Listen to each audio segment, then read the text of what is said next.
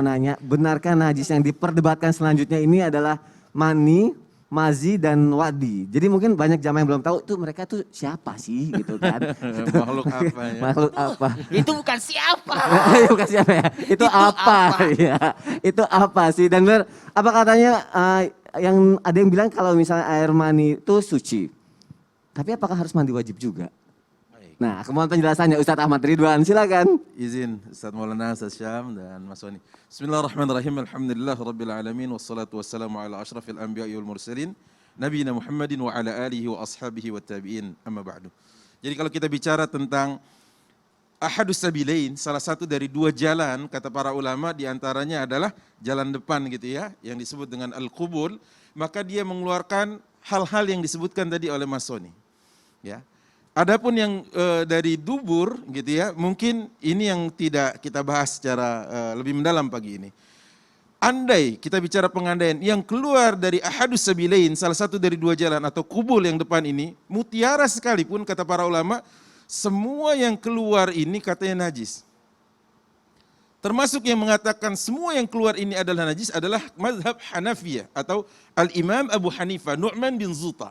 Beliau mengatakan bahwa air mani itu najis. Kenapa? Karena ada hadis dari Aisyah radhiyallahu anha wa ardhaha, bagaimana beliau mengatakan bahwa sesungguhnya Rasul sallallahu alaihi wasallam mencuci bajunya, kemudian fayadhhab wa yusalli ma'a baqa'il ma'.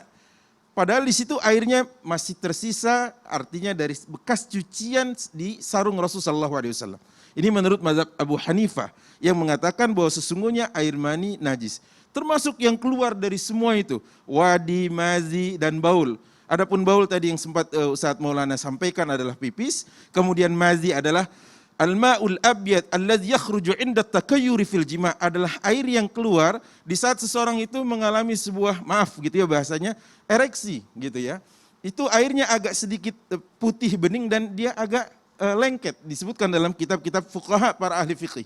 Kemudian al-mazi ya itu najis. Kemudian al-wadi adalah air yang keluar dari sisaan dari baul atau pipis kita.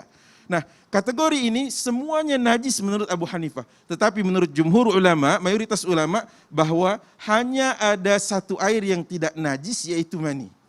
Alasannya hadis yang sama disampaikan tadi, kemudian juga hadis Aisyah yang lainnya, kuntu agsilu al-mani min thawbi Rasul sallallahu alaihi wasallam in kana ratban wa afrukuhu in kana yabisan. Kata beliau, aku pernah mencuci bagian dari baju Rasul sallallahu alaihi wasallam yang ada bekas air maninya pada saat dia masih basah.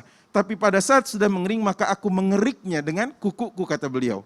Nah, adapun menurut mazhab yang kedua, apa yang disampaikan oleh Ibunda Aisyah tadi tentang Rasulullah mencucinya adalah mimbabil istihbab, karena Rasulullah menyukai itu, agar tidak menjadi hal-hal yang mengganggu ya dan tidak sedap untuk dilihat dan dicium misalkan begitu. Ya. Nah, selanjutnya adapun apakah harus mandi dari air-air yang keluar di jalan kubul ini? Ya. Maka ada satu hal yang menyebabkan kita mandi dan kendati dia tidak najis adalah mani.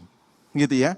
Adapun air-air yang lainnya, baul, mazi, wadi, semuanya tidak wajib mandi, hanya saja dia harus dihilangkan kenajisannya seperti yang disampaikan Ustaz Syam apabila dia menempel pada benda misalkan seperti kain dan baju kita. Seperti itu. Masya Allah. Terima kasih Ustaz AR, karena kadang hal-hal ini dianggap sepele ya sama orang gitu ya. Kalau dianggap najis nanti bahaya. Manusia semuanya tercipta dari air itu. Ya. Kalau gitu bisa najis gitu. Iya bahaya. Makanya akhirnya kita tahu bagaimana cara maksudnya membersihkannya ya. Sekarang kita belajar pagi hari ini supaya kita tidak menganggap lagi sepele dan kita lebih paham lagi mengenai ini semua jamaah.